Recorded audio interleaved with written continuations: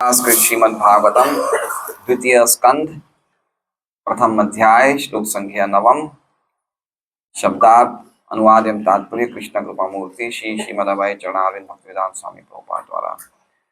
परिनिष्ठितोऽपि नैर्गुण्य उत्तम श्लोक लीलया गृहीत चेता राजर्षेराख्यानं तद्यदधीतवान्। परिनिष्ठितः पूर्णतया अनुभूत अपि भी नैर्गुण्ये अध्यात्म में उत्तम प्रबुद्ध श्लोक लीलया लीलाओं के द्वारा गृहीत आकृष्ट चेता ध्यान राजर्षे हे राजर्षि आख्यानम वर्णन चित्रण यत् जो अधीतवान मैंने अध्ययन किया।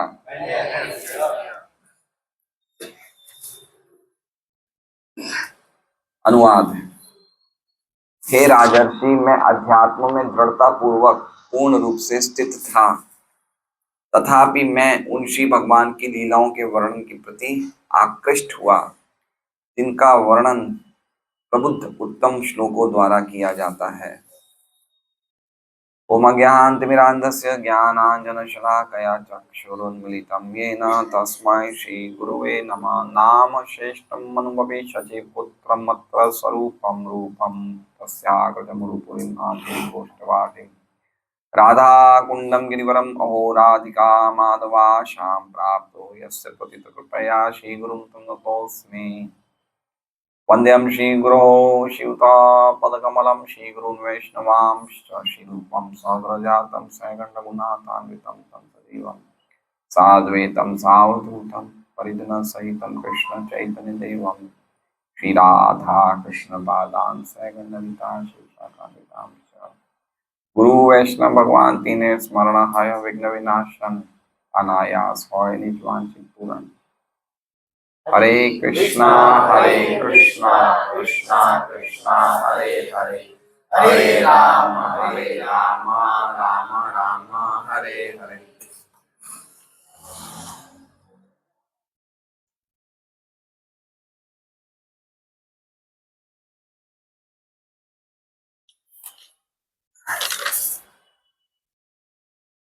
श्रीमद् भागवतम का आज हम श्लोक ले रहे हैं।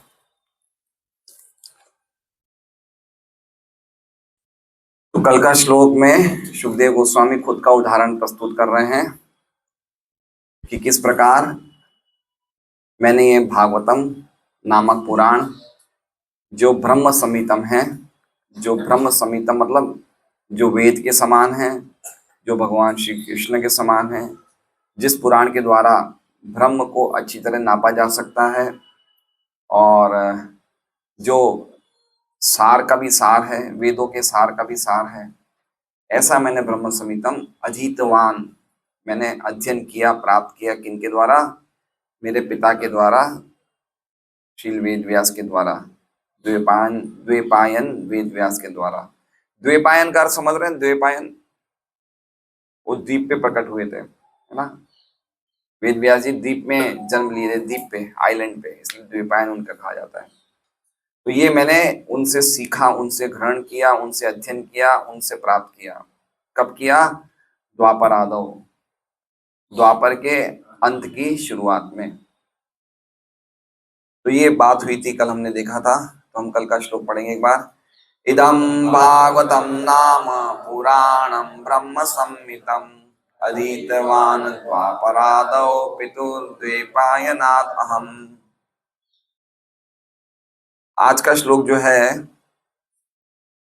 वो बता रहे हैं कि ब्रह्मानंद से भी बढ़कर करोड़ों गुना सुख भगवान के भजन में है। तो किस प्रकार बता रहे हैं ये श्लोक, हम देखते हैं। परिनिष्ठितोपि नैर्गुण्य, परिनिष्ठितोपि, श्रीधर स्वामी अपनी टीका में बता रहे हैं कि पिछले श्लोक में उन्होंने क्या कहा? अधीतवान। अधीतवान मतलब मैंने अध्ययन किया। तो श्रीधर स्वामी लिंक बता रहे हैं, ये लिंक बता रहे हैं कि सिद्धस्य तव कुतोऽध्ययने प्रवृत्तिस्तत्राह।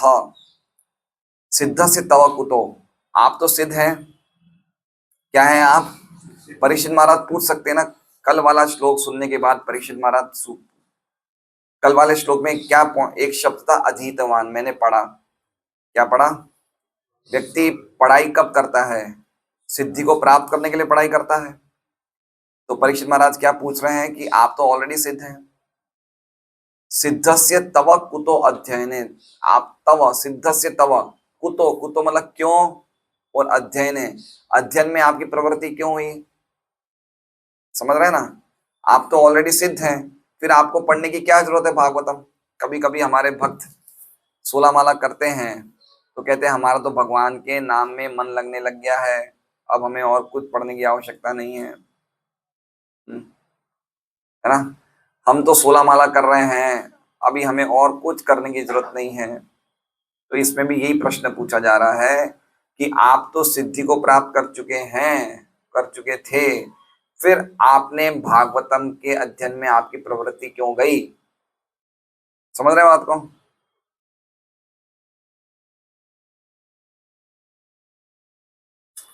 तो कह रहे हैं सिद्धस्य तव कुतोऽध्ययने प्रवृत्तिस्तत्राह। तो वो लिंक से कनेक्टेड ये श्लोक है। तो क्या कह रहे हैं? परिनिष्ठितोपि इति, ये श्लोक ऐसे चालू हो रहा है कि यद्यपि मैं सिद्ध था और यद्यपि परिनिष्ठितोपि, परिनिष्ठ, परिनिष्ठ मतलब समझ रहे हैं, निष्ठ मतलब फिक्स, और परिनिष्ठ मतलब बिल्कुल अच्छी तरह फिक्स्ड। समझ रहे हैं? निष्ठा कौन से लेवल पे आती है? साधु संग, है ना, श्रद्धा, श्रद्धा, साधु संग, भजन क्रिया, अनर्थ निवृत्ति, उसके बाद आती है निष्ठा। निष्ठा मतलब जब व्यक्ति फिक्स हो जाता है, फिक्स मतलब समझ रहे हैं? तो अनर्थ निवृत्ति के बाद जब हम भक्ति में फिक्स हो जाएंगे तो फिर भक्ति से हम हट नहीं सकते हैं, फिक्स हो गए। उसी प्रकार से ये किसमें फिक्स थे? परिनिष्ठितोपि, निष्ठ थे, निष्ठ मतलब फिक्स थे, और किसमें फिक्स थे? ब्रह्म में। और कैसे फिक्स थे? परि, परि मतलब अच्छी तरह से फिक्स, मतलब इनको हिलाया नहीं जा सकता था। नैर्गुण्य, नैर्गुण्य मतलब प्रकृति के 3 गुणों से परे में फिक्स था। अलग अलग प्लेटफॉर्म्स होते हैं, समझ रहे हैं बात को? अभी हम लोग प्रकृति स्थ हैं, और सुखदेव गोस्वामी क्या है? नैर्गुण्य है। प्रकृति स्थ मतलब अभी हम लोग प्रकृति में स्थित हैं, अभी हम लोग भी निष्ठ हैं। हम लोग भी क्या है? क्या है? हम लोग निष्ठ हैं, फिक्स्ड अप है हम लोग। लेकिन किस में फिक्स्ड अप है? प्रकृति के 3 गुणों में फिक्स्ड अप है। प्रकृति के 3 गुणों के फिक्स्ड अप का मतलब समझ रहे हैं? कोई भी जगत में जो चीजें बनती है, या तो खाने की, या देखने की, या स्पर्श करने की, कहां से उत्पन्न होती है? प्रकृति के 3 गुणों से उत्पन्न होती है। तो हम उसमें लगे हुए नहीं, लगे फिक्स्ड अप मतलब हमारा हमारा उसमें स्वाभाविक रूप से, नेचुरल वे से हमारा अटैचमेंट है, नहीं है। अभी कोई सुंदर स्त्री को देखेंगे तो हम अटैच होंगे, नहीं होंगे? स्वाभाविक हमारी चेतना जाती नहीं जाती है? जाती है ना। अभी कोई मान लीजिए कोई स्वादिष्ट हमें कोई पकवान मिलेगा तो हमारी जीभ को अच्छा लगेगा, नहीं लगेगा? समझ रहे बात को? कोई हम अगर हम विषय बातें सुनेंगे तो हमें थोड़ा अच्छा लगेगा, नहीं लगेगा? तो इसका मतलब क्या हुआ कि हम प्रकृति के 3 गुणों के अंदर अच्छी तरह से निष्ठ हैं। समझ रहे हैं? हम कैसे निष्ठ हैं? हम लोग परिनिष्ठ हैं। प्रकृति के 3 गुणों में हम क्या हैं? हम परिनिष्ठ हैं। मतलब हमें ट्रेनिंग की जरूरत नहीं है। हमारे इंद्रियां जो हैं, इंद्रिय अपने आप ही इंद्रिय विषय की तरफ जा रही है। हमें कोई ट्रेनिंग की जरूरत नहीं है। ट्रेनिंग की जरूरत है क्या? है ना? जैसे एक जवान लड़के लड़की का अटैचमेंट होता है तो अपने आप ही उनका मन जाता है, उनको कोई ट्रेनिंग की जरूरत नहीं है ना? समझ रहे हैं बात को? आप पॉइंट समझ रहे हैं? अभी हम किस प्लेटफॉर्म पे हैं? हम बिल्कुल भौतिक प्लेटफॉर्म पे, प्रकृति के 3 गुणों के प्लेटफॉर्म पे। और भगवान गीता जी में अर्जुन को क्या कहते हैं? त्रैगुण्य विषयावेदा निस्त्रय गुण्यो भवार्जुनो।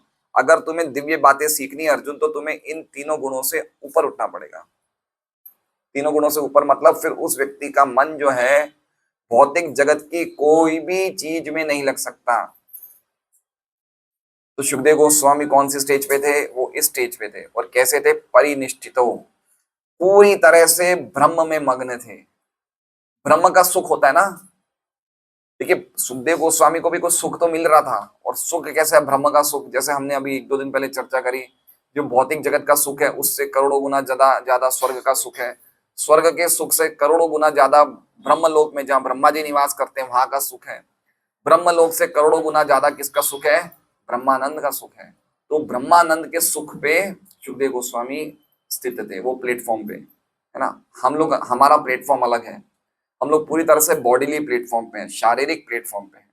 जैसे ना प्लेटफॉर्म नंबर 1 पे गाड़ियां दिल्ली की तरफ जाती है, प्लेटफॉर्म नंबर 2 पे गाड़ियां बॉम्बे साइड जाती है, प्लेटफॉर्म नंबर 3 में नंदुरबार साइड जाती है। तो हम कौन से प्लेटफॉर्म पे हैं? बॉडीली प्लेटफॉर्म, शारीरिक स्तर पे। तो हमें शारीरिक बातें, शारीरिक चीजें, शारीरिक संबंधित चीजें हमें बहुत अच्छी लगती है। अभी हम उस ब्रह्म के प्लेटफॉर्म की अनुभूति नहीं कर सकते क्योंकि हम उस स्टेज पे आए नहीं है, है ना। लेकिन हम खाली समझ सकते हैं कि सुखदेव गोस्वामी का क्या लेवल था। तो क्या कह रहे हैं? परिनिष्ठोपि परिनिष्ठितोपि नैर्गुण्य। मैं, हे राजन, मैं ऐसे प्लेटफॉर्म पे स्थित था। लेकिन क्या हुआ? उत्तम श्लोक लीलया ग्रहित चेता। लेकिन उत्तम श्लोक, उत्तम श्लोक किनका नाम है? भगवान का नाम है। उत्तम श्लोक, उत्तम श्लोक मतलब जिनकी जिनकी स्तुति उत्तम श्लोकों द्वारा होती है। या एक एक अर्थ ये होता है कि जिनका वर्णन जगत के उत्तम लोग करते हैं। शिव ब्रह्मा जैसे लोग भी भगवान की स्तुति करते हैं। और एक अर्थ ऐसा भी कि उत्तम श्लोक, जिनकी लीला, जिनकी स्तुति करने से हम लोग तमस से ऊपर उठ जाएं। उत्तम मतलब तम, अंधेरा, उत मतलब ऊपर उठना। तो उत्तम श्लोक की लीलाओं का वर्णन करने से, उत्तम श्लोक की गीतों का कीर्तन करने से, उत्तम श्लोक के लिए प्रार्थना करने से हमारा भी तम पूरा गायब हो जाए।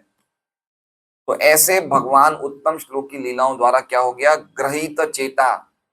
मेरी जो चेतना थी, मेरा जो चित्त था, वो क्या हो गया? ग्रहित। ग्रहित मतलब खींच लिया गया। समझ रहे हैं? मतलब खींच लिया।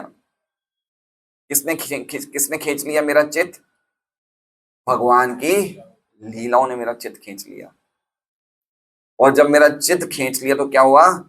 राजर्षि आख्यानम तदधीतिमान। तब मैंने इस, जो ये वर्णन है, जो ये श्रीमद् भागवत रूपी ग्रंथ है, श्रीमद् भागवतम का, जिसमें भगवान की लीलाओं का वर्णन है, उसको मैंने आख्यानम को, यद, यद मतलब उसको, अधीतवान, अधीतवान मतलब मैंने अध्ययन किया।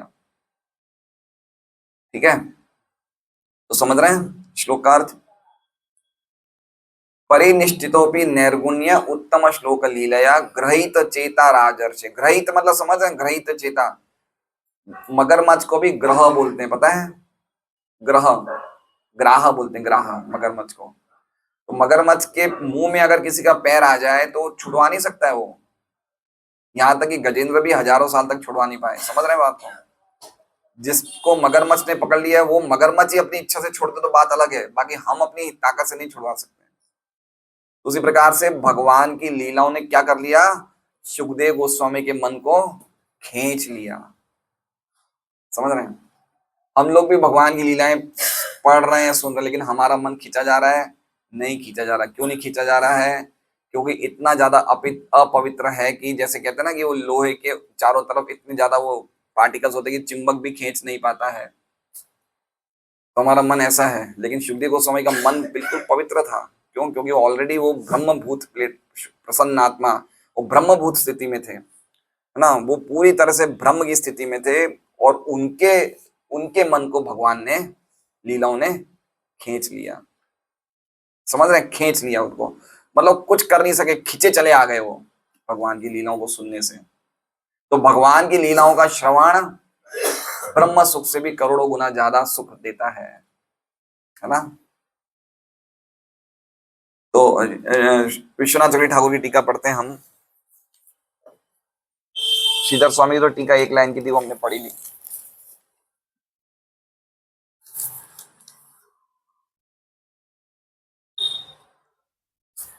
आप तो बहुत ही प्रख्यात हैं। क्या कह रहे हैं विश्वनाथ चक्रवर्ती ठाकुर कि परीक्षित महाराज शुकदेव गोस्वामी से कह रहे हैं कि आप तो बड़े यशस्वी हैं, आप बड़े प्रख्यात हैं, आपने तो जन्म से ही ब्रह्म का साक्षात्कार कर लिया था, जन्म से ही ब्रह्म का साक्षात्कार कर लिया था, और आप तो घर को ही छोड़ के चले गए थे, आप तो घर पे भी नहीं रुके थे, फिर क्यों वापस पिता के पास आके आपने पढ़ा? पिता ने जब रोका तब तो रुके नहीं, है ना? चले गए पहले तो, और फिर वापस आके सीखा, क्यों किया ऐसा? तो फिर उसके जवाब में शुकदेव गोस्वामी श्लोक कह रहे हैं कि यद्यपि मेरा मन ब्रह्म में पूरी तरह से निष्ठ था, लेकिन फिर भी मेरा मन आकृष्ट हो गया, ग्रहित चेता भगवान की लीलाओं को सुन के। ये सबसे बड़ा मेरा प्रमाण है कि भगवान की लीलाएं ब्रह्म के साक्षात्कार से भी ज्यादा माधुर्य है। समझ रहे हैं? अब हम लोग जो सुन रहे हैं ना, वो सबसे टॉप मोस्ट चीज कर रहे हैं। देखिए, परम पूज्य राधा गोविंद महाराज कह रहे हैं कि साधक के लिए जीवन में टॉप मोस्ट दो चीजें हैं, भागवतम को सुनना, पढ़ना, और हरि नाम जप करना, सबसे टॉप मोस्ट चीज है। तो ठीक है, अब हम लोग जो अभी बैठे यहाँ कर रहे हैं कार्य, क्या कर रहे हैं? ये जगत का सबसे बड़ा कार्य कर रहे हैं। यद्यपि हमारा मन नहीं लग रहा, वो बात अलग है, लेकिन काम तो सबसे बड़ा कर रहे हैं। समझे बात को आप? तो इस तरह से ये शुकदेव गोस्वामी ने ये विश्वनाथ चक्रवर्ती ठाकुर ने टीका लिखी है। आगे हम परम पूज्य राधा गोविंद महाराज के ने इस श्लोक में क्या बोला है वो हम देखते हैं।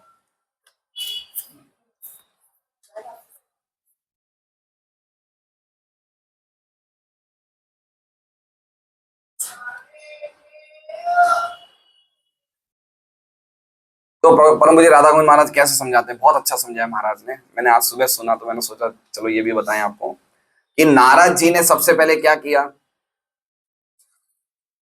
वेद व्यास जी को आदेश दिया कि आप भगवान की लीला की प्रधानता वाला ग्रंथ का वर्णन करें, रचना करें। ठीक है, तो नारद जी के कहने पे वेद व्यास जी ने क्या किया?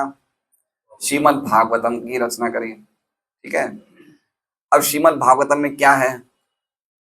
भगवान की लीलाएं हैं।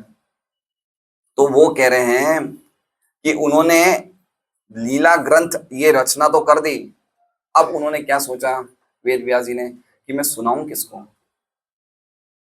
अब मैंने तैयार तो कर दिया है, अब मैं किसको सुनाऊं? प्रभुपाद जी ने भागवतम लिखी, तो अब हम कैसे डिस्ट्रीब्यूट करें, इसमें हमारा दिमाग चलना चाहिए कि हमें किन किन को देना चाहिए। भागवतम हमारे पास है लेकिन हमें देना है लोगों को। तो उन्होंने क्या सोचा कि मैं किसको सुनाऊं? एक्चुअली में वेद व्यास जी के अलग अलग बहुत सारे शिष्य थे, खाली सुखदेव गोस्वामी नहीं थे, बड़े बड़े शिष्य थे उनके, वैशंपायन, जैमिनी। लेकिन ये जितने भी शिष्य थे, इनकी किसी को भी भागवतम में रुचि, इनकी कर्म में रुचि थी, ज्ञान में रुचि थी, मैनेजमेंट में रुचि थी, योग में रुचि थी, लेकिन वेद व्यास जी ने देखा कि इनकी किसी में भागवतम में रुचि नहीं है, तो वेद व्यास जी ने ऐसे ऐसे शिष्य को भागवतम नहीं सुनाई। सुनाई मतलब समझ रहे हैं? सुनाई मतलब क्लासेस, मतलब शिक्षा देना, भागवतम को टीच करना। तो ऐसे शिष्यों को वेद व्यास जी ने भागवतम, अब उन्होंने देखा मैं करूं क्या, इतना बड़ा ग्रंथ मैंने लिख दिया है, कैसे लोगों के तक जाएंगे? तो उन्होंने वेद व्यास जी ने बद्रिकाश्रम में तप किया। क्या किया? तप किया। क्यों तप किया? कि मेरा ऐसा पुत्र मुझे जन्म दीजिए भगवान, जिसको मैं भागवतम की शिक्षा दे सकूं। अगर मैं भागवतम की शिक्षा देने के लिए एक ऐसे पुत्र को जन्म दूंगा, तो पुत्र भागवतम के द्वारा पूरी दुनिया को भक्ति की शिक्षा देगा, लोगों को भागवत सुनाएगा। लोग जब भागवत सुनेंगे, भगवान की लीलाएं सुनेंगे, तो ही तो उनका भगवान में भक्ति में मन लगेगा, भक्ति करेंगे। तो ऐसा पुत्र दीजिए मुझे। ये परोपकार की भावना वेद व्यास जी में आई। तो ऐसी इस ये कामना से उन्होंने बहुत तपस्या करी। देखिए एक बात समझिए, हर व्यक्ति को जिसका विवाह होने वाला है या हो गया है, उसको अगर पुत्र इच्छा करना है तो उसे तपस्या करनी चाहिए। क्या करनी चाहिए? आप देखिए भागवतम में कितनी जगह आएगा कि पति पत्नी पुत्र संतान उत्पन्न करने के लिए क्या करते थे? तपस्या करते थे, है ना? कि क्योंकि इस जगत में ऐसे काफी आत्माएं घूम रही हैं जो माँ के घर में प्रवेश करना चाहती है। कोई सतोगुणी है, कोई तमोगुणी है, कोई रजोगुणी आत्मा है। तो तपस्या से प्रेरित होके भगवान की भक्ति के लिए अगर हम ऐसे बच्चों को प्रसन्न उत्पन्न करना चाहेंगे तो अच्छे बच्चे आएंगे तपस्या से। और काम से प्रेरित होके आएंगे तो फिर तो जन्म से भागवत नहीं पकड़ेंगे, जन्म से मोबाइल पकड़ेंगे। समझ रहे बात को? इसलिए बहुत जरूरी है बात समझना। दिति और कश्यप ने काम से प्रेरित होकर बच्चे जन्म किए। बच्चे कैसे निकले? कितने खतरनाक बच्चे निकले। और वेद व्यास जी ने तपस्या करी कि मुझे ऐसा पुत्र दीजिए जिनको मैं भागवत पढ़ा सकूं। तो वेद व्यास जी की तपस्या से प्रसन्न होकर भगवान की कृपा से वेद व्यास जी की धर्म पत्नी के गर्भ में सुखदेव गोस्वामी प्रकट हुए। अब क्या हुआ? एक विचित्र बात ये होगी, ये 1 साल के बाद निकले ही नहीं गर्भ से, ये गर्भ में ही रहे। तो वेद व्यास जी ने बोला बेटा बाहर निकलो, तुम्हारी माँ को कष्ट हो रहा है, तुम बाहर क्यों नहीं निकल रहे हो? तो बोले मैं बाहर नहीं निकलूंगा। बोले मुझे माया पकड़ लेगी, मैं बाहर नहीं निकलूंगा, मैं माया से खिंचा चला आऊंगा, मुझे बाहर नहीं निकलना। तो वेद व्यास जी रोने लगे, बोले बेटा बाहर निकलो, देखो तुम्हें मैंने इसलिए जन्म, मेरी इच्छा यही है कि तुम भागवत सुनो। बोले अगर आप वास्तव में चाहते मैं बाहर निकलूं तो पहले भगवान कृष्ण को आश्वासन दीजिए उनसे कि मैं बाहर निकलूंगा तो माया मुझे नहीं छुएगी। तो वेद व्यास जी ने भगवान की आराधना करी। भगवान प्रकट होते हैं और भगवान बोलते कि आप इनको, मेरे बेटे को आश्वासन दीजिए। तो कृष्ण ने स्वयं आश्वासन दिया किनको? कि तुम्हें माया नहीं छू पाएगी। इसमें 21वां चैप्टर निकाली ना।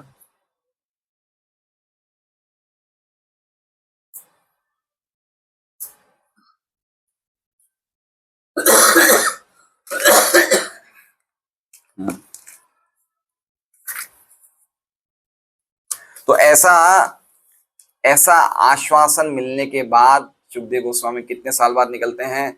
12 साल बाद गर्भ से बाहर निकलते हैं। कैसे अद्भुत बच्चे हुआ करते थे। तो 12 साल बाद घर से बाहर निकले, घर से बाहर निकले। वेद व्यास जी बड़े खुश हुए कि मेरी मनोरथ पूरी हुई, आज मुझे ऐसा बच्चा प्राप्त हुआ, अब मैं इसे भागवत सिखाऊंगा और ये पूरी दुनिया को भागवत कहेगा और सब लोगों का कल्याण होगा, लोग भगवान की लीलाओं से आकृष्ट होंगे और लोगों का भगवान में प्रेम होगा। बड़े खुश हुए वेद व्यास जी। लेकिन गर्भ से बाहर निकलते वो तो घर से भी बाहर निकल गए, है ना? वो रुके ही नहीं घर पे। वेद व्यास जी रोए, हे पुत्र रुक जाओ। ये है ये दूसरे, पहले स्कंद के दूसरे अध्याय का शायद दूसरा श्लोक है। वेद व्यास जी बोलते हैं हे पुत्र रुको रुको, तुम प्लीज रुक जाओ, तुमने तो अभी तक उपनयन संस्कार भी नहीं किया, तुम रुक तो जाओ। लेकिन सुखदेव गोस्वामी परिनिष्ठितोपि नैर्गुण्य, इतने ज्यादा भ्रम में मग्न थे, वो जो भ्रम के सुख में जो उनका मन लगा हुआ था उनको उनके पिता भी नहीं रोक पाए। ये अर्थ है परिनिष्ठितोपि नैर्गुण्य। समझ रहे हैं बात को? ऐसा व्यक्ति का मन इस हिसाब से भ्रम में लगा था, मतलब उनको भ्रम का सुख जो मिल रहा था वो ऐसा मिल रहा था कि अपने माँ बाप के कहने भी, पिता तो उनके साक्षात भगवान है, धर्मात्मा है, लेकिन उनके कहने पे भी नहीं रुके। अब आगे वेद व्यास जी ने देखा कि मेरा बेटा तो इस प्रकार से भ्रम में लगा हुआ है, अब इसको मैं कैसे भागवत सुनाऊं? तो वेद व्यास जी ने क्या किया?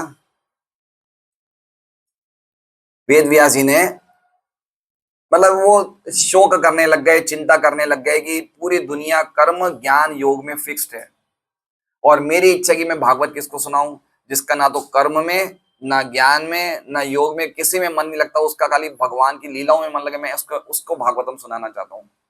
समझ रहे हैं? एक शिष्य, एक योग्य शिष्य को भी तो सुनाना पड़ेगा ना, हर एक को तो सुना नहीं सकते।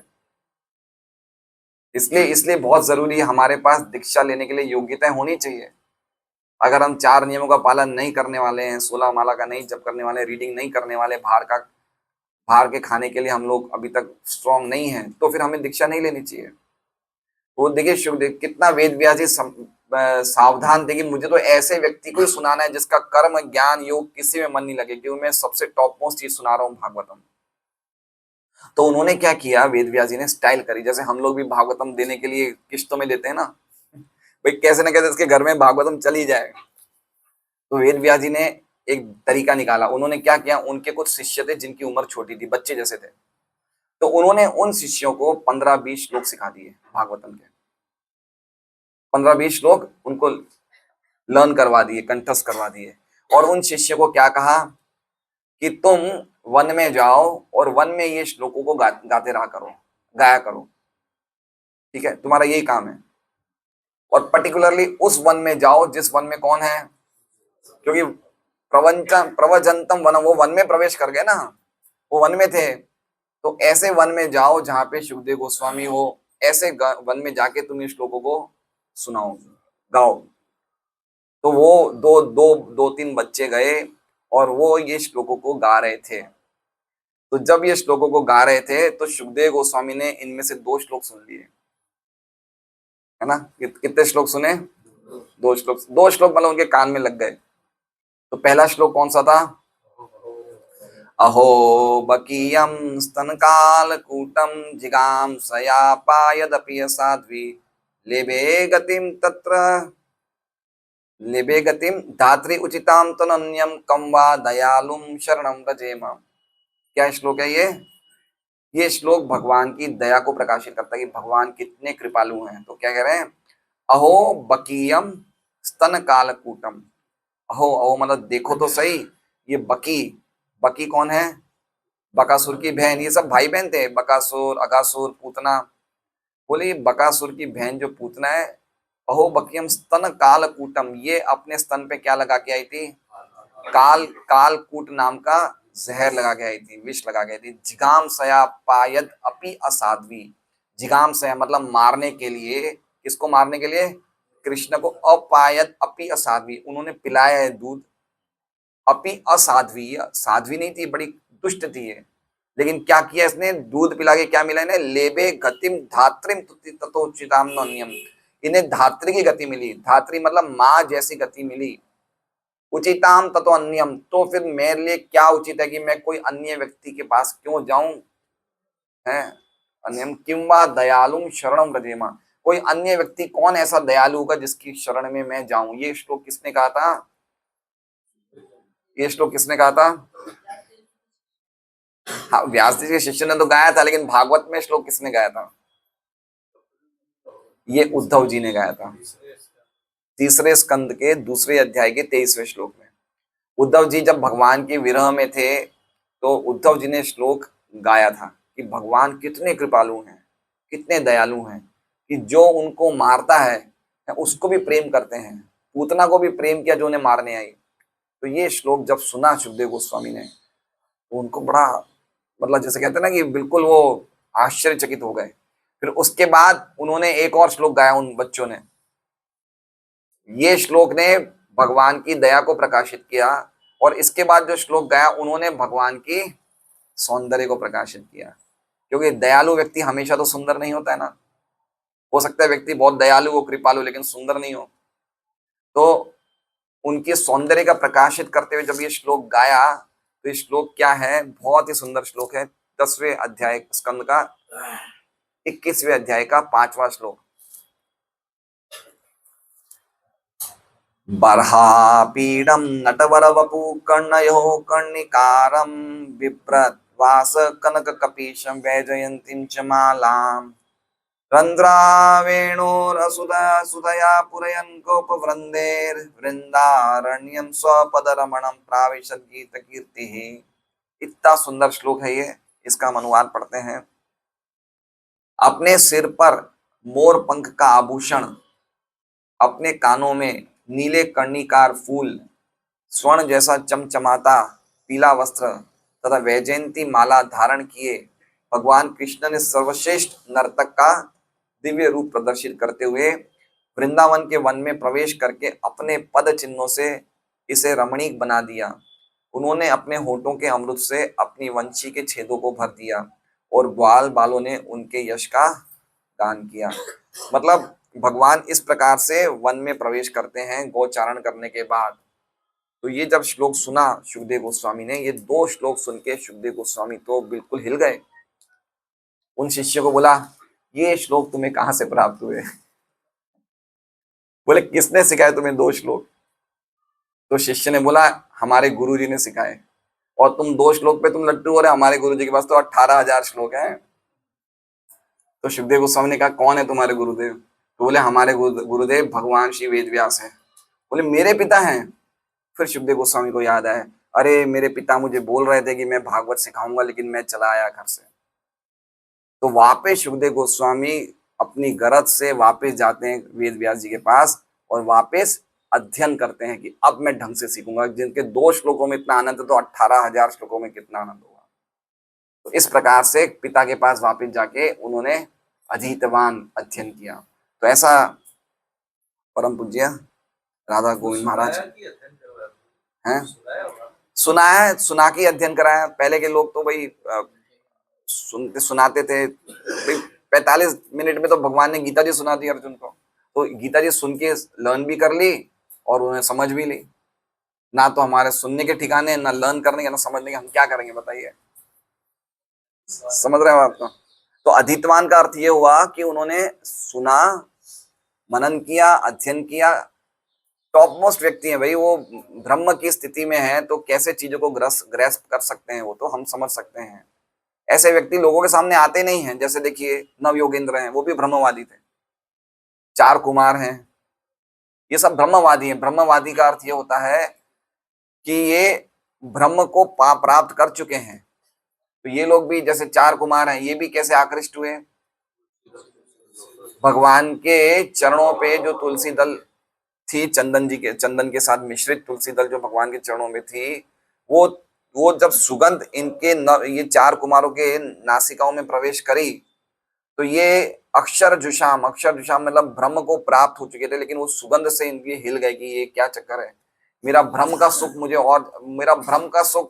से मुझे ऊपर कुछ मिल रहा है। उसी प्रकार से सुखदेव गोस्वामी लीलाओं से सुन के कि मैंने भ्रम के सुख में हूं, मुझे कुछ इससे कुछ ऊपर मिल रहा है, भ्रम के प्लेटफॉर्म से भी ऊंची चीज मिल रही है मुझे, है ना। तो भ्रम के प्लेटफॉर्म से उनको खींच लिया सुखदेव गोस्वामी को। ऐसे ऐसे ये 2 श्लोक सुने। अभी हम उस स्थिति में नहीं है, आप समझ रहे हैं? इसलिए हमें ये भगवान के श्लोक अट्रैक्ट नहीं कर रहे हैं ना। हम भागवत हम सुन रहे हैं, लेकिन सुनने के बाद भी हमें अट्रैक्शन क्यों नहीं हो रहा है? क्योंकि हम इतने ज्यादा ये ये भागवतम ग्रंथ हमने सबसे पहले क्या कहा था कि इनके लिए है? परमहंसों के लिए। वो तुरंत अट्रैक्ट हो जाते हैं भागवतम सुन के। और हम लोग कौन है? हम लोग कौए हैं, है ना। तद वायसम तीर्थम उशंति मानसा। तो हमें अट्रैक्शन नहीं है, लेकिन इसका इलाज ही है कि सुनते रहो, बोलते रहो, और कोई दूसरा उपाय है नहीं। मान लीजिए अगर हम कहें कि हमें भागवतम में अटैचमेंट नहीं है, तो क्या भागवतम नहीं पढ़ के हो जाएगा क्या? कैसे अटैचमेंट होगा अंकित? कैसे होगा अटैचमेंट? भाई पढ़ के ही होगा। अब नहीं है तो उसे ही पढ़ो, और क्या करोगे? तो सुनो, पढ़ो, वही करो, वही अल्टीमेट चीज है।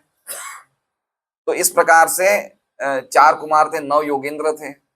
9 योगेंद्र थे, ये ऋषभ भगवान के 9 बेटे थे। ये भी ब्रह्म में स्थित थे, लेकिन ये भी भगवान की लीलाओं सुन के आकृष्ट हो गए। तो इस प्रकार से सुखदेव गोस्वामी वापस अपने पिता के पास जाते हैं और भागवतम सीखते हैं। तो ये पूरी कथा परम पूज्य राधा गोविंद महाराज के श्रीमुख से मैंने सुनी है, तो वो मैंने आपको बता दी। अब हम तात्पर्य पढ़ते हैं प्रभुपाद का।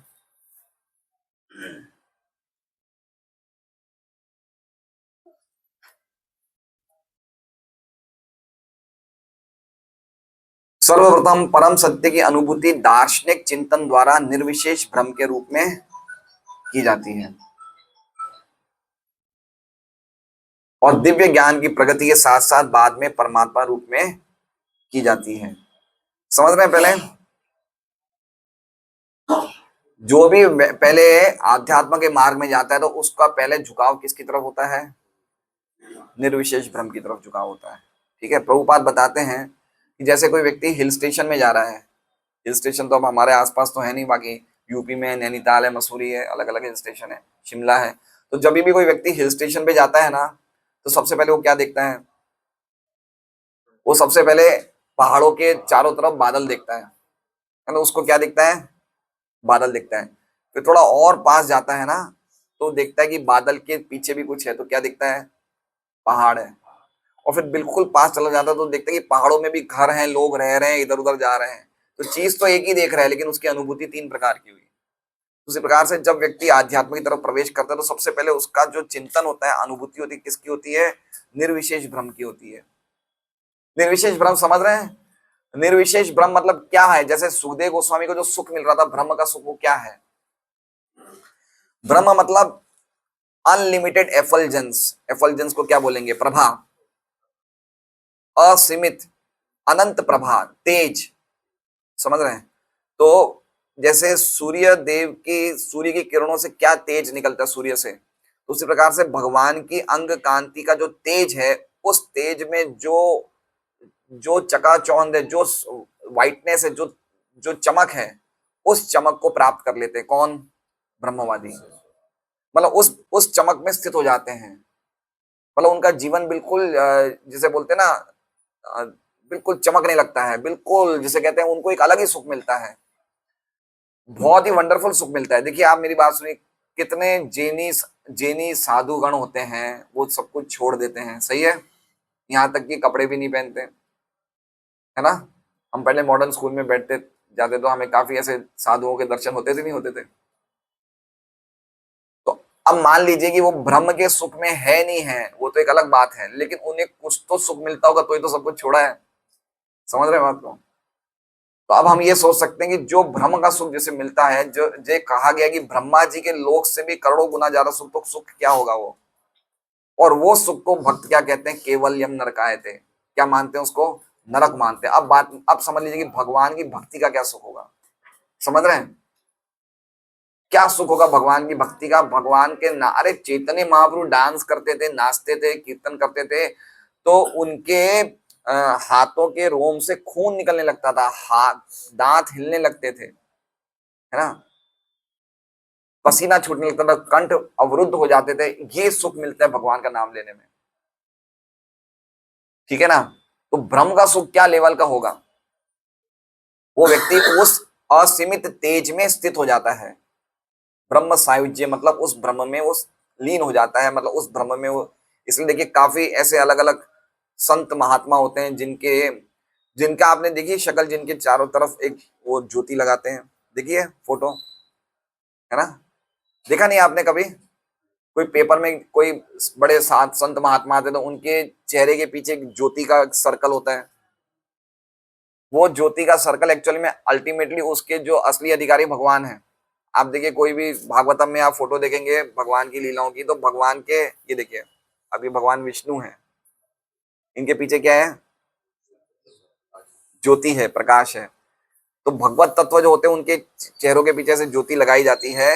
तो ऐसे संत महात्मा अपने चेहरों के चारों तरफ भी क्या लगा देते हैं? ज्योति की। वो बता रहे हैं कि हम ब्रह्म में स्थित हैं। एक्चुअली में संत महात्मा को नहीं लगाना चाहिए, भगवान को ही लगनी चाहिए, लेकिन लोग लगाते हैं ऐसा।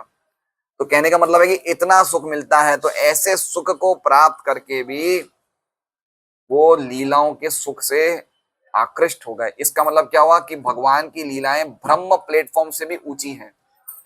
भौतिक प्लेटफॉर्म तो अलग बात हो गई, ब्रह्म के प्लेटफॉर्म से भी भगवान की लीलाएं ऊंची है। तो ये बात समझने जैसी है।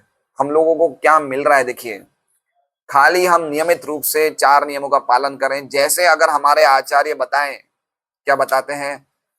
आप नगर संकीर्तन करिए, पुस्तक वितरण करिए, 4 नियमों का पालन करिए, क्योंकि हमारी स्थिति अभी 24 घंटे कीर्तन जप करने की नहीं है। तो हमें वो चीज हम इमिटेट नहीं कर सकते। जैसे मान लीजिए हमें लगे कि सुखदेव गोस्वामी ने खाली भागवत सुन रहे, कितने भक्त यहाँ बैठे बैठे अगर उन्हें बोले कि भाई आपको 12 घंटे भागवत पढ़ने, कितने लोग पढ़ेंगे?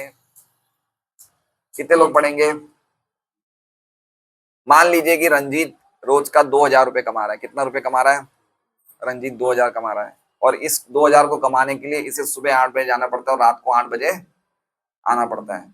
अगर मैं रंजीत को बोल दूं कि मैं तुझे 2,000 नहीं 3,000 दूंगा, तू 12 घंटे जो कार है काम पे, तू 12 घंटे भागवत पढ़ ले, कर पाएगा रंजीत? नहीं कर पाएगा। समझ रहे हैं रंजीत? क्या हम कोई नहीं कर सकता है। समझ रहे हैं? इसलिए हमारे आचार्य एक प्लान बनाते हैं, है ना। और आचार्य जो योजना बनाते हैं वो भगवान के द्वारा अप्रूव्ड होती है। तो क्या योजना बनाते हैं? आप मॉर्निंग प्रोग्राम अटेंड करो, है ना, प्रचार करो, हरि नाम करो, आपका दिन इसमें निकल जाएगा। शाम को आओ, शाम को आओ, इवनिंग प्रोग्राम अटेंड करो, गीता पढ़ो, कथा सुनो थोड़ी, रात को सो जाओ। ये हमारे आचार्यों ने क्या बनाया है? ये प्लान बनाया है।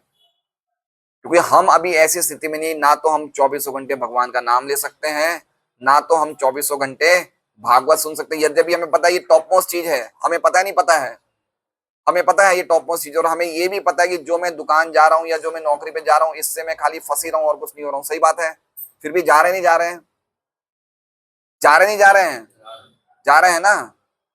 हम फैक्ट्री में काम करते हैं, हमें पता है कि इससे हमारी चेतना डाउन हो रही है, लेकिन हमारा ग्रहित चेता, हमारा चित्त उसमें लगा हुआ है, वो मुड़ नहीं सकता है। इसलिए भक्तों के लिए हमारे आचार्य एक प्लान करते हैं, प्रोग्राम बनाते हैं कि आप ऐसे करो जैसा हम बोलते हैं। ऐसे करने से, इसलिए मैं कह रहा हूं कि हमारे जो भी भक्त जो वानप्रस्थ की स्थिति में है, मैंने एक बार बताया भी था प्लानिंग, पति पत्नी निकल जाइए, घर घर जाके प्रचार करिए, ये सब कुछ कंप्लीटली आचार्य द्वारा अप्रूव्ड है। ये सब खाली हमें 16 माला मॉर्निंग प्रोग्राम करके दिन भर और कुछ नहीं करना है, ऐसा नहीं है। हमें एक्टिविटी में लगना पड़ेगा, हमें खाली नहीं बैठना है ना। सूरत में 80 लाख लोगों की आबादी है, हम चाहें तो कितना प्रचार कर सकते हैं। और क्या दे रहे हैं हम? भागवत दे रहे हैं। बताइए क्या चीज है? सुखदेव गोस्वामी को अट्रैक्ट कर दिया भागवत से, इससे बढ़कर तो क्या चीज होगी बताइए। अपने माँ बाप से अट्रैक्ट नहीं हुए, 12 साल तक गर्भ से बाहर नहीं निकले, उनको भागवत ने अट्रैक्ट कर लिया। इसलिए हमें घर में भागवत रखनी चाहिए। इसलिए मैं कह रहा हूँ, गुरु महाराज एक लेक्चर में बोलते हैं कि घर को इतना ज्यादा आप ग्रंथों से भर दो कि आप खाली सोने के लिए भी जगह नहीं रहे। क्या बोलते हैं? खाली सो जाओ इतनी सी जगह, बाकी सब पूरी जगह घर को घर ग्रंथ से भर दो, तो अपने आप मन में टेंशन रहेगा कि हमें ग्रंथों का वितरण करना है। अभी मैराथन आ रही है, आप लोग को वितरण करना चाहिए, है ना। कितने भक्त आते हैं संडे को, कितने भक्त आते हैं हजूर प्रभु? है कोई आते नहीं है। हम देख सकते हैं हमारा क्या अटैचमेंट है। संडे को छुट्टी है, हमारी ज्यादातर सबकी छुट्टी रहती है, लेकिन हमारे अटैचमेंट नहीं है ना। हम सुन रहे हैं कि ये चीज अल्टीमेट है, लेकिन फिर भी हम नहीं कर रहे हैं। इसलिए हमारा एक प्रोग्राम बना कि भाई 2 घंटा 3 घंटा तो करिए कम से कम। तो मैराथन चालू कर देंगे हम अगले संडे से, आप लोग सब करिए। हमारा तो रोज ही मैराथन करना चाहिए, हमें डेली करना चाहिए। अरे भाई कोई घर में जाके हरे कृष्ण महामंत्र करो, आप बुक पढ़ो, इतना तो बोल सकते हैं। कोई ना कोई बुक लेगा, हर एक व्यक्ति तो नहीं लेगा, है ना। और हर एक व्यक्ति ऐसा हम सोच भी नहीं सब लेंगे, लेकिन कुछ बताएं तो सही व्यक्ति को। कल हमारे घर पे एक सोलर गीजर लगाने वाला व्यक्ति है, वो चलते ना आजकल सोलर, ये सोलर लगाया ना आपने ऊपर, तो हमारे घर पे आया था कल। तो मैंने बोला कि भाई तुम भागवत तो लो। वो आदमी था, नाप वाप लेने आया था, कोटेशन बताने के। मैंने बोला भागवत जी लीजिए। तो वो बोला कि मैं बताऊंगा घर पे, माँ बाप से पूछूंगा। मतलब माँ बाप को तो गिफ्ट दो, अब बताने की क्या जरूरत है? आप गिफ्ट दे सकते हो, आप खुद 45 साल के हो गए, अपने माँ बाप तो आप ये वृद्ध हो गए, गिफ्ट दीजिए। क्यों समस्या आ रही है इसमें? भाग समझ में नहीं आ रहा ये।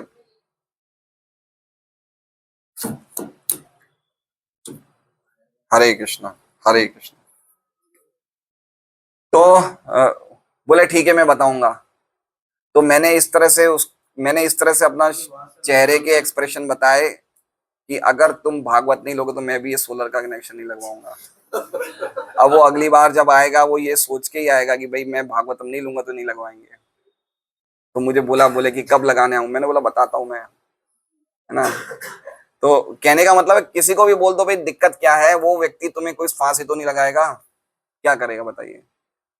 हैं? अगर आप भागवत या गीता के बारे में किसी को बोलते हैं, वो व्यक्ति क्या करेगा? आपको कुछ नहीं करेगा, ज्यादा से ज्यादा मना ही तो करेगा, और क्या करेगा? जितनी मना सुनेंगे उतना हमारा फॉल्स ईगो खत्म होगा।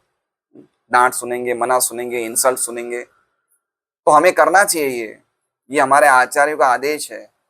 हमें एक्टिव रहना चाहिए, ये हमारी भक्ति को पोषण करता है। ये जितना करेंगे उतना भागवत सुनने में मन लगेगा, हरि नाम करने में मन लगेगा। और हम लोग खाली बैठे रहेंगे घर पे कि हमने तो आज सुबह का प्रोग्राम कर दिया। हमें घर से बाहर निकलना चाहिए, प्रचार करना चाहिए। Preaching is the life of a devotee. तो हम लोग कहाँ पे थे? आप क्या बोले अभी कि जितना मना करेंगे क्या खत्म होगा? मिथ्या अहंकार, मिथ्या अहंकार। तो हाँ, किंतु यदि, हाँ, और दिव्य ज्ञान की प्रगति के साथ बाद में परमात्मा रूप में की जाती है। किंतु यदि भगवत कृपा से कोई निर्विशेषवादी श्रीमद् भागवतम के श्रेष्ठ कथनों से प्रभुत होता है तो वो श्री भगवान का दिव्य भक्त बन जाता है। हरे कृष्णा।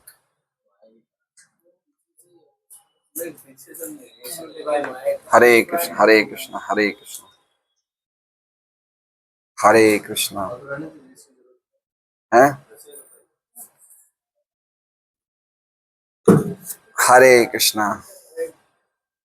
कभी ना कभी कोई चमत्कार होगा इसमें, अपने आप सही हो जाएगा, ये हमें आशा है। किंतु भगवत कृपा से कोई निर्विशेषवादी श्रीमद् भागवतम के श्रेष्ठ कथनों से प्रभुत होता है तो श्री भगवान का दिव्य भक्त बन जाता है। अब देखिए, दो क्लास होती है, एक होते हैं निर्विशेषवादी, एक होता है मायावादी। एक कौन होते हैं? निर्विशेषवादी, एक होते हैं मायावादी। दोनों में डिफरेंस क्या है? निर्विशेषवादी कौन है? जो मानता है कि ब्रह्म ही सबसे ऊंची, जो ब्रह्म को ही सबसे ऊंचा मानता है। जैसे निर्विशेषवादी में मान सकते हैं हम सुखदेव गोस्वामी, वो एक ही है ना। ब्रह्मवादी जो होते हैं जैसे सुखदेव गोस्वामी है, चार कुमार, ये ब्रह्मवादी निर्विशेषवादी है। मतलब ये लोग ने ब्रह्म के ऊपर का साक्षात्कार देखा नहीं था, ठीक है, तो उनको बोल सकते हैं कि जैसे ही उनको कोई भक्तों का संग मिला वो भक्त बन गए। लेकिन एक होते हैं मायावादी। मायावादी क्या होते हैं? वो जानबूझ के भगवान के अस्तित्व को स्वीकार नहीं करते, है ना, इंसल्ट करते हैं। यद्यपि उनको सुनने को मिल रहा है ये कृष्ण परम सत्य, राम परम सत्य, लेकिन वो सोचते हैं कि इनका शरीर तो माया द्वारा बना हुआ है। तो ये जो राम की कथा है, कृष्ण कथा है, ये नाम, कृष्ण नाम है, हरे कृष्ण महामंत्र, ये सभी माया है। इसलिए जानबूझ के वो लोग क्या करते हैं? निग्लेक्ट करते हैं।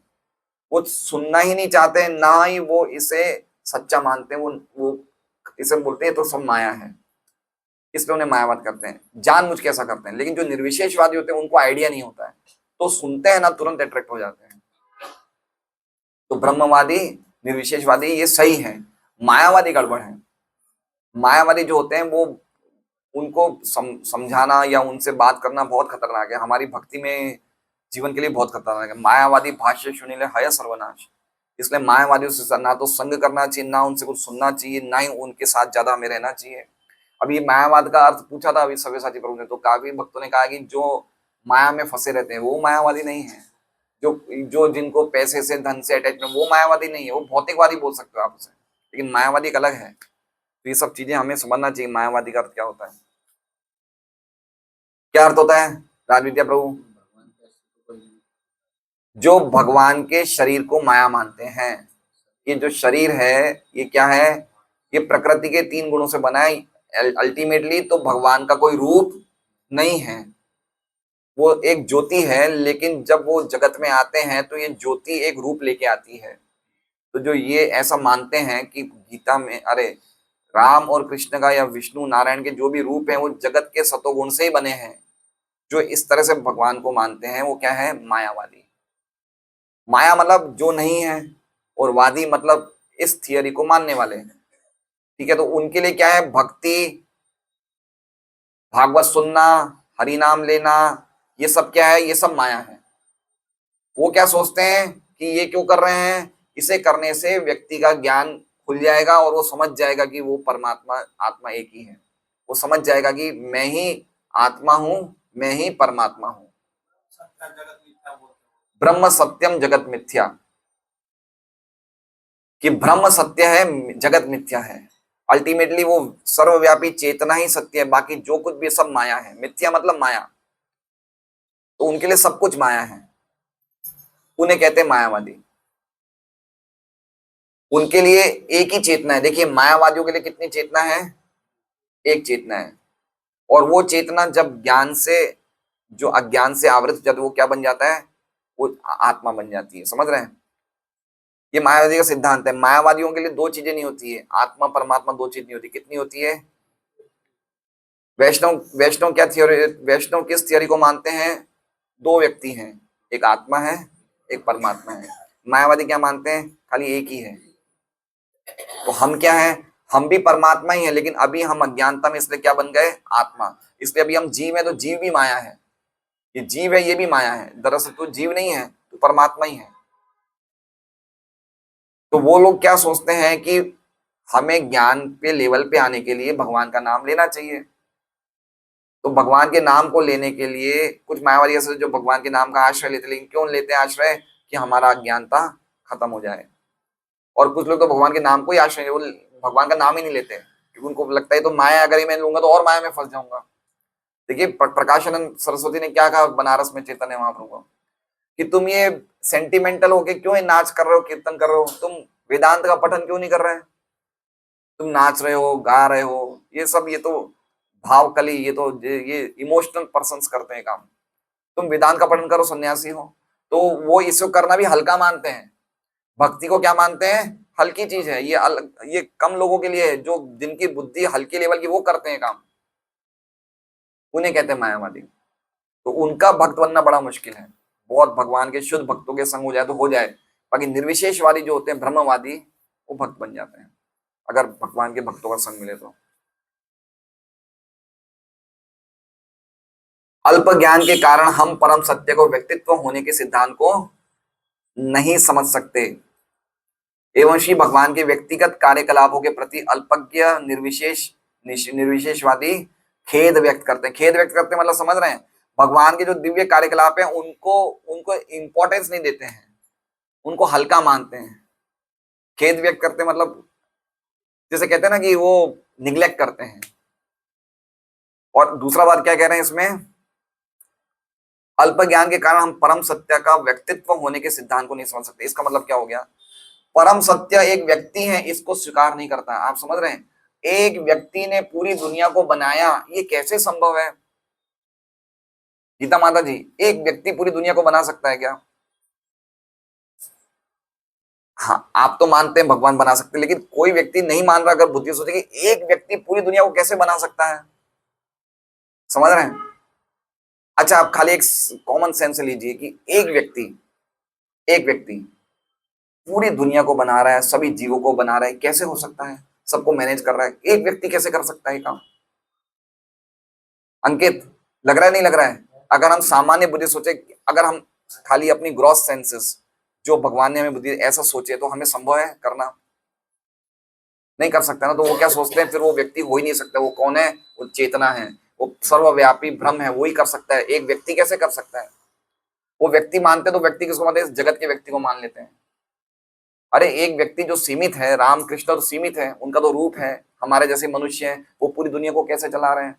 इसका मतलब राम और कृष्ण परम सत्य नहीं है। परम सत्य जो है वो निर्विशेष चेतना है, और वो राम कृष्ण बन के आई है। यही प्रश्न पूछा था ना आपसे हमारा राम जी, कि निराकार से भगवान है, भगवान से निराकार आए। आपने बोला निराकार से आए, मैं बोला तो मानना बहुत मुश्किल है ये चीज, कि एक व्यक्ति कैसे चला रहा है पूरी दुनिया को। तो इसलिए प्रभुपाद लिख रहे हैं कि भगवान के अल्प ज्ञान के कारण हम परम सत्य का व्यक्तित्व होने के सिद्धांत को नहीं समझ सकते। अल्प ज्ञान के कारण, अल्प ज्ञान मतलब हम सुनते नहीं हैं। अल्पज्ञानी व्यक्ति गीता नहीं सुनता है। गीता में भगवान कहते हैं ना, अहम सर्वस्य प्रभवो, मेरे से सब कुछ निकल रहा है, मत्तः सर्वम प्रवर्तते, मैं ही सब चीज का सोर्स हूं। तो ये लोग ज्ञान को ग्रहण नहीं कर रहे, तो उनको वो अपनी ग्रॉस सेंसेस से सोच रहे हैं कि गीता की शिक्षा ग्रहण नहीं कर रहे हैं, भक्तों से सुनते नहीं है। तो उनको क्या लगता है, एक व्यक्ति कैसे बना सकता है पूरी दुनिया को? दुनिया कैसे चल रही है? दुनिया प्रकृति से चल रही है। एक और उनका उदाहरण क्या है? प्रकृति चला रही है, नेचर इज द कॉज। बोलते नहीं बोलते ऐसा लोग, ये प्रकृति चला रही है दुनिया को। वो नहीं मान सकते कि एक व्यक्ति कैसे कर सकता है ये सब चीजें, इसलिए परम सत्य के व्यक्तित्व को नकार देते हैं। इन्हें कहते हैं मायावादी।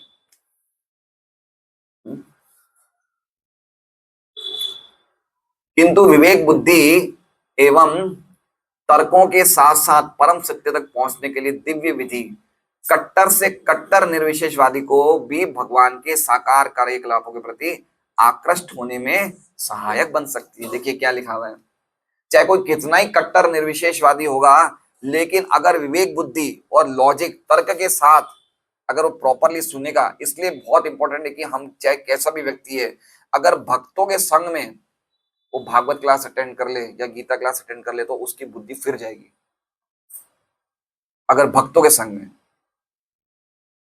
है। इसलिए हमें इनवाइट करना चाहिए कि आप आइए क्लास में, आज आप हमारा जन्मदिन है, कोई भी स्टाइल से इनवाइट करिए। एक बार सुन लेगा ना तो उसकी बुद्धि फिर जाएगी, वो भगवान की तरफ आकृष्ट हो जाएगा। ऐसे आकृष्ट करना मुश्किल है, बहुत मुश्किल है। इसलिए प्रभुपाद ने क्लासेस सिस्टम किया कि आप लोग रोज क्लासेस करिए, रोज बोलिए, रोज सुनिए। तो इससे क्या होगा, इससे व्यक्ति का अपने आप ही बुद्धि में समझ में आएगा कि एक व्यक्ति इस जगत को चला रहा है ना, एक व्यक्ति पूरी दुनिया का कारण है। हमें भी सोचना बड़ा मुश्किल लगता है कि एक श्याम सुंदर का रूप, ये रूप ऐसा कैसे हो सकता है कि ये रूप अभी भी वैसे करोड़ों साल से वही श्याम सुंदर है। समझ रहे हैं रामचंद्र जी? ये श्याम सुंदर जो है विराजमान, उनका शरीर कितने साल पुराना है? 5,000 साल पुराना। आपकी धर्मपत्नी से पूछिए, सुरसा माता जी, है असीमित है, अनंत काल। ये तो सृष्टि के पहले भी यही शरीर है। समझ रहे हैं? 5,000 साल पुराना नहीं है शरीर, ये सृष्टि। यहां तक कि शंकराचार्य भी कह रहे हैं नारायण परो अव्यक्तात्, नारायण जो है वो इस भौतिक जगत से परे हैं। जब भौतिक जगत बना नहीं था उससे पहले नारायण है। तो उस श्याम सुंदर है भगवान राम, इनके जो दिव्य शरीर हैं ये प्रकृति के पहले के हैं। ठीक है, इनका शरीर कोई हमारे जैसे आंख नाक नहीं है, इनके शरीर दिव्य हैं। दिव्य मतलब ये कोई भी भौतिक तत्वों से नहीं बने हैं, प्रकृति के 3 गुणों से नहीं बने हैं। तो ये चीज को मानना बड़ा मुश्किल हो जाता है कि एक श्याम सुंदर अभी भी वही शरीर है, प्रकृति के पहले भी वो था, अभी भी वही है और प्रकृति के बाद भी वही रहेगा। अहमेवासम एवाग्रे, है ना, चतुर्श्लोकी भागवतम का पहला श्लोक। क्या लगता नहीं है आपको ऐसा कैसे हो सकता है? एक शरीर मान लो 100 साल चल जाए, 200 साल चल जाए, 500 साल चल जाए, हम कितने साल जिएंगे? कोई व्यक्ति 90 साल में डेथ होता है, धर्मेंद्र की 90 साल में डेथ होगी, सुनने में आ रहा है, आपका प्रिय कलाकार। हमें लगता है बहुत लंबा जी लिया, अरे कोई 100-150 साल जी तो हम तो लंबा। तो एक व्यक्ति करोड़ों सालों से जी रहा है और वही सब, उसके शरीर से अनंत ब्रह्मांड निकल रहे हैं। ऐसा कोई व्यक्ति हो सकता है? जिनके शरीर से ब्रह्मांड निकल रहे हैं इतने सारे, जिनके शरीर से पेड़ निकल रहे हैं, पौधे निकल रहे हैं, जिनके नाखून पत्थर हैं, जिनकी क्या कहते हैं ये रेखाएं नदियां हैं, जिनके बाल दुनिया के वृक्ष हैं, ऐसा कैसा व्यक्ति हो सकता है? तो हम सोचते हैं ऐसा व्यक्ति हो ही नहीं सकता, ये सब गलत है। इसे बोलते हैं कट्टरवाद, निर्विशेषवाद। वो मान नहीं सकता है। कौन मान सकता है? जिसके करोड़ों जन्मों के पुण्य हो गए, जो भक्तों के संग में सुनता है, वही मान सकता है कि परम सत्य व्यक्ति है। ओनाम जन्म नाम अंते ज्ञानवान मान प्रदे वासुदेव समृद्धि स्वमात्मा सुनो। तो बहुत इंपॉर्टेंट सुनना है। इसलिए हमारा जो कार्य है बहुत ठोस है, प्रचार करो, सुनो, क्लास करो। श्रवण कीर्तन पे आधारित हमारा क्लास है, पूरा प्रोग्राम है। श्री सुखदेव गोस्वामी जैसे व्यक्ति किसी सांसारिक कार्य के प्रति आकृष्ट नहीं हो सकते, किंतु जब ऐसे भक्त को श्रेष्ठ विधि द्वारा आश्वस्त कर लिया जाता है तब वे अवश्य ही श्री भगवान के दिव्य कार्यकलापों के प्रति आकृष्ट होते हैं। है ना, सुखदेव गोस्वामी का भी हमने पढ़ाई, किसी से आकृष्ट नहीं थे वो। हमने कल एग्जाम्पल देखा ना, मतलब स्त्रियां नाक नहा रही है बिना वस्त्रों के, सुखदेव गोस्वामी जवान व्यक्ति हैं और वो जा रहे हैं उस घाट से और देख रहे हैं स्त्रियों को देख रहे हैं, वो नग्न अवस्था में और ये जा रहे हैं, लेकिन फिर भी स्त्रियों ने वस्त्र नहीं ढके और जवान थे। और उनके पिता वृद्ध थे, उन्होंने खुद ने कपड़े ढक रखे थे और उन्होंने स्त्रियों की तरफ देखा भी नहीं, तो भी उन्होंने कपड़े ढक दिए। आप समझ रहे हैं सुखदेव गोस्वामी की पोजीशन तो देखिए क्या थी। मतलब स्त्रियां भी समझ गई कि ये व्यक्ति कोई सामान्य नहीं, इसमें स्त्री और पुरुष का ही भेद नहीं है। ये तो एक बच्चे जैसे, बच्चे होते हैं ना, बच्चों को क्या पता, छोटा बच्चा 1 महीने का, क्या पता ये क्या है क्या नहीं है। तो ये स्टेज पे थे सुखदेव गोस्वामी, वो भगवान की लीलाओं से आकृष्ट हो गए। क्या सुख था उनका, ब्रह्म सुख में थे जो व्यक्ति, वो भगवान की लीलाओं ने उस प्लेटफॉर्म से उनको खींच लिया, है ना। इसलिए महाराज बोलते हैं कि 2 चीजें टॉप मोस्ट हैं, हरे कृष्णा कृष्णा कृष्णा हरे हरे, हरे राम राम राम। और एक भागवत पढ़ना, कभी नहीं छोड़ना है भागवत, लाइफ टाइम चलना चाहिए भागवत। कभी सोच भी नहीं सोचना चाहिए कि हम भागवत पढ़े। कभी कभी हमें लगता है अरे मैंने तो एक बार भागवत पढ़ ली, है चलो मैं दूसरी बुक पढ़ूंगा, ठीक है चलिए दूसरी बुक पढ़नी चाहिए, लेकिन भागवत को मत छोड़िए। ये भक्तों का प्राण है भागवत।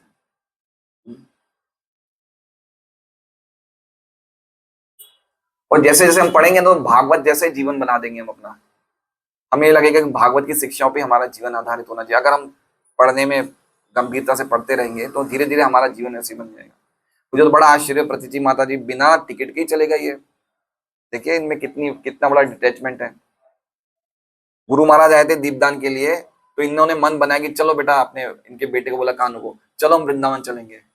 टिकटें नहीं है, बिना टिकटों के चालू टिकटें लेके बैठ के चली गई। रंजीत तुम भी थे क्या? है ना? कौन? रंजीत। बिना टिकटों के चले गए, टीसी ने भी नहीं पकड़ा। टिकटें मतलब वो चालू टिकटें ले ली 300 350 वाली, चले गए। वहां पे रूम भी नहीं है वृंदावन में, और वहां डॉर्मेट्री में ठहर लिए। कैसे ना कैसे बिल्कुल असुविधा में भी 3-4 दिन के 7 दिन रह के आ गए। तो समझ रहे हैं, जितना हम पढ़ेंगे, जितना हम भक्ति करेंगे, धीरे धीरे धीरे हम लोग शारीरिक सुख सुविधाओं से ऊपर उठते आ जाएंगे। तो बहुत जरूरी है हम नियमित रूप से भागवत पढ़ें, गीता पढ़ें, ये क्लासेस में जाएं, हरि नाम करें। ये हमारा नियम कभी टूटना नहीं चाहिए। रघुनाथ दास गोस्वामी के बारे में लिखा है कि उनके नियम कैसे थे, पत्थरों पे जब रेखा पड़ जाती तो रेखा को हटाया नहीं जा सकता है, तो उनके नियम ऐसे थे। तो अभी हम लोग की तो स्थिति क्या है, गांव जाते तो छोड़ छाड़ देते हैं। गांव जाना तो हमारा जन्मसिद्ध अधिकार है। राजस्थान तो ऐसे जाते कि राजस्थान में जन्म जन्मांतर हमने बिताना है, पधारो हमारा देश, और छोड़ देते हैं। कोई 1 महीने के लिए छोड़ता है, कोई 2 महीने के लिए। हमारे लक्ष्मी नरसिंह तो 3 महीने से वहां पे स्थित है ना? तो ऐसा नहीं होता है, हमें डेली करना चाहिए वो काम। तो ही हम प्लेटफॉर्म हमारे बदलेंगे, बॉडीली प्लेटफॉर्म से ऊपर उठेंगे। श्री भगवान दिव्य हैं, और उसी तरह उनके कार्यकलाप भी दिव्य हैं।